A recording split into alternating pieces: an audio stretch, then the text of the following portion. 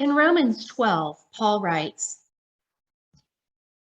"Do not conform to the pattern of this world, but be transformed by the renewing of your mind. Then you will be able to test and approve what God's will is, his good, pleasing, and perfect will." But what does Paul mean by the world? Paul uses the word world here to refer to a popular worldview.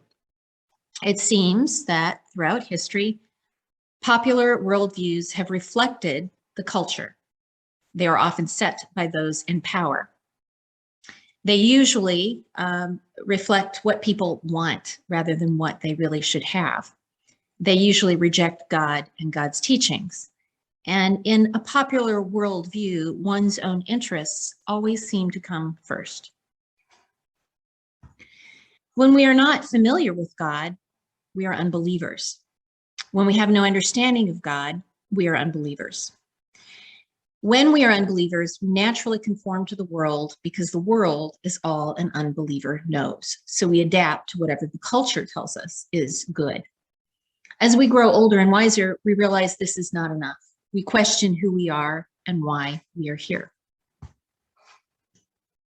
As we come to understand and know God, we are less impressed by what is popular in our present culture and more impressed by what is right, true, and good for the long term. We care less about expediency and more about what is timeless. We care about what is lasting rather than what is fleeting. As believers, the knowledge and familiarity with God and his will brings us out of darkness and into light. And this is confirmed by Paul as well in Colossians. In Colossians 1:13, Paul writes, "For he has rescued us from the dominion of darkness and brought us into the kingdom of the Son he loves." And so the dominion of darkness is the world in Paul's language. And the kingdom of the Son he loves, of course, is in the presence of Jesus, understanding the teachings of Jesus.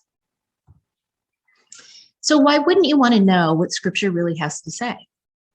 Why would you rely on others to tell you about something you could discover yourself? And why wouldn't you want to leave the darkness and come into the light? You can find us at Sowing Seeds New Hope on TikTok or New Hope Lex on Facebook, Gab, and YouTube.